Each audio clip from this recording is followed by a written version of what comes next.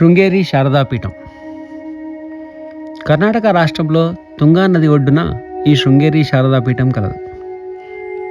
ధర్మ ప్రచార నిమిత్తం ఆదిశంకరాచార్యుల వారు దేశయాటన చేస్తూ ఒకసారి శృంగేరి దగ్గర ఆగారు.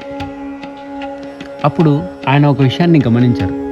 ప్రసవంతో ఉన్నటువంటి కప్పని పాము పడగబెప్పి నీడని కల్పిస్తుంది.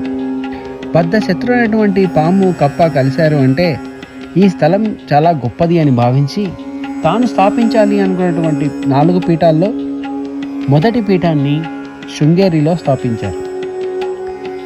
శృంగేరిలో ధర్మపీఠాన్ని స్థాపించిన తర్వాత ఆదిశంకరాచార్యుల వారు 12 సంవత్సరాలుగా అక్కడే ఉన్నారు.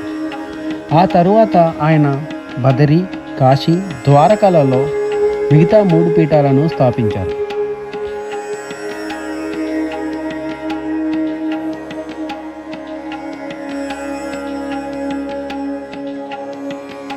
శృంగేరి ఆలయ పరిసర ప్రాంతాలు 20వ శతాబ్దం వరకు చెక్కతో నిర్మించబడి ఉండేవి.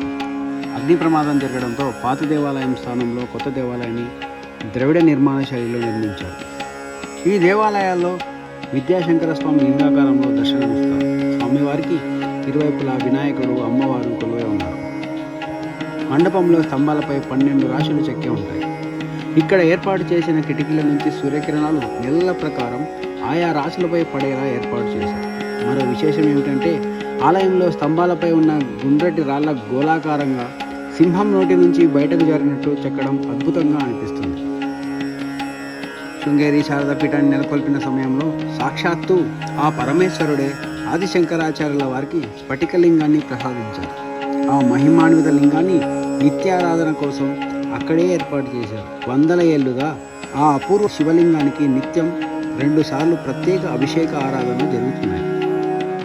ఈ శృంగేరి పీఠానికి 4 దిక్కుల 4 రక్షకులు కలరు.